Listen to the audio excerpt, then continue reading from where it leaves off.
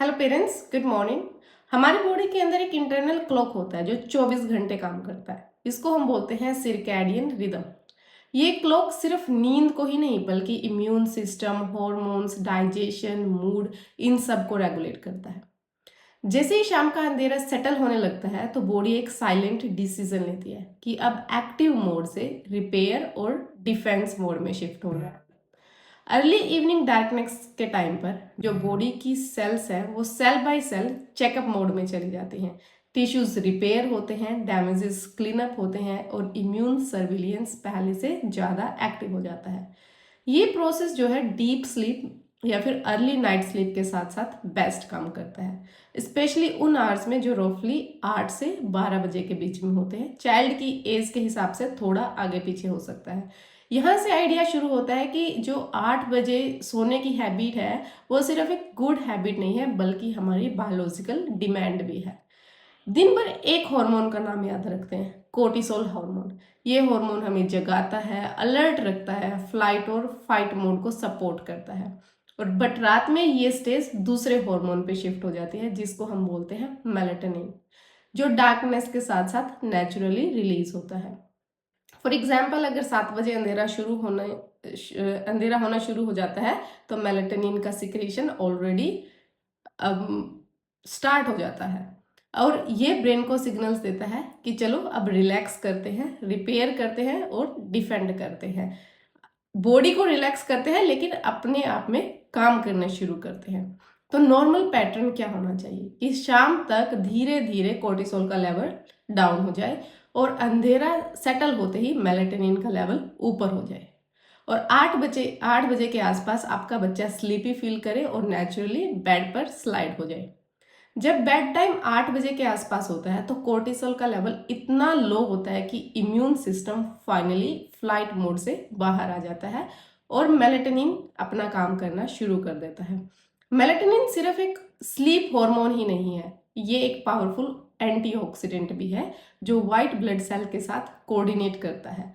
White blood cells immunity बनाने के लिए रिस्पॉन्सिबल होती है। तो ये कैसे कोऑर्डिनेट करता है कि कहाँ इन्वेस्टिगेशन करनी है, कहाँ रिपेयर करनी है, कौन से वायरस को याद रखना है, ये सारा कुछ रेगुलेट करता है।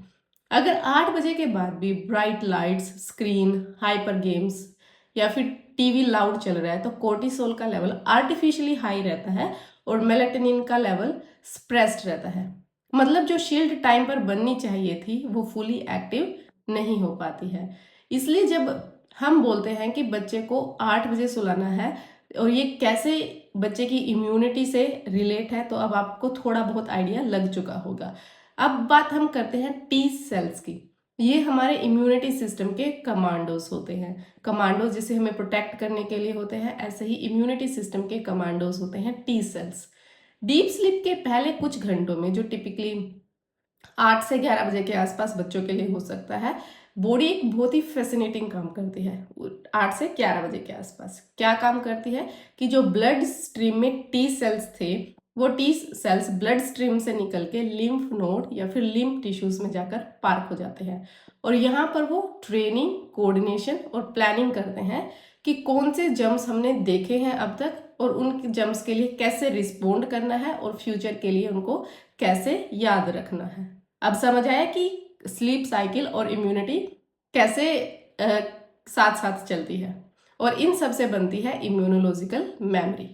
और यही मेमोरी है जो डिसाइड करती है कि जब अगली बार वायरस का अटैक होगा, बॉडी को इन्फेक्शन होगा तो बॉडी कितना फास्ट और इफेक्टिवली रिस्पोंड करेगी।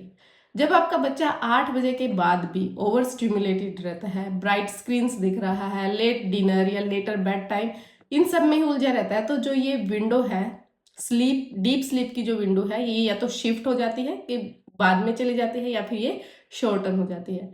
इसका रिजल्ट क्या आता है कि जो टी सेल्स का माइग्रेशन था, कौन सा माइग्रेशन, जो ब्लड से टी सेल्स निकलकर लिम्फ नोड या लिम्फ टिश्यूज में पार्क हो रही थी, वो मीटिंग टाइम अब जो है वो शॉर्टन हो जाता है। इसको हम बोलते हैं नाइट मीटिंग, वो शॉर्टन हो जाती है और इम्यून मेमोरी बिल्डिंग उतनी एफिशिएंट नहीं रहती। सीजनल इन्फेक्शंस के अगेंस्ट बॉडी ज़्यादा रिएक्ट करने लगती है और प्रोएक्टिव कम हो जाती है। सिंपल लैंग्वेज में बोलें तो अर्ली डीप स्लीप का सीधा सीधा मतलब यह है कि कमांडोज जो हमारे टी सेल्स थे वो टाइम पर परेड पे पहुंच गए, कि टी सेल्स टाइम पर अपनी एक्शन साइड पे पहुंच गए कि कैसे एक्ट करना है। और बच्चा अगर लेट फ्रेगमेंटेड स्लीप्स में सो रहा है, लेट सो रहा है और फिर टूटी फूटी स्लीप में सो रहा है, तो इसका मतलब है कि आधी ही टीम बन पाई, आधी टीम मिसिंग है, तो इम्यूनिटी खुद ही कॉम्प्रोमाइज हो जाती है। आजकल का रियल प्रॉब्लम है हमारा बिहेवियर, क्योंकि ये बायोलॉजी के ऑपोजिट चल रहा है। Blue lights, for example mobiles, TV, tablets, ये डायरेक्टली मेलाटोनिन को सप्रेस कर देता है। लेट स्कूल्स, ट्यूशंस, फिर होमवर्क का प्रेशर या फिर पेरेंट्स का लेट स्केड्यूल, ये सब मिलके बेड टाइम को स्लाइड करते रहते हैं। अगर हम न्यू बेबी को फॉर एग्जाम्पल 8 बजे सुला रहे थे, तो फिर टोडलर पे ये टाइम 9 बजे का हो जाता है। जैसे बच्चे ने स्कूल जाना शुरू किया तो 10 बजे हो जाता है, 11 बजे हो जाता है, तो ये टाइम स्लाइड करता रहता है। और बच्चे का जो इंटरनल बायोलॉजिकल साइकिल था, वो जो अर्ली रिदमिक प्रेफर कर रहा था, वो भी शिफ्ट हो जाता है, वो भी नाइट शिफ्ट पर के पैटर्न में पुश हो जाता है। जैसा पेरेंट्स का स्केड्यूल होता है, ऐसा ही बच्चे का स्केड्यूल हो जाता है। और इसका सीधा इम्पैक्ट करता है बॉडी के इन्फेक्शन केयर सेंटर पर, कि रिएक्टिव डिफेंस कैसे था और प्रोएक्टिव डिफेंस कैसे था।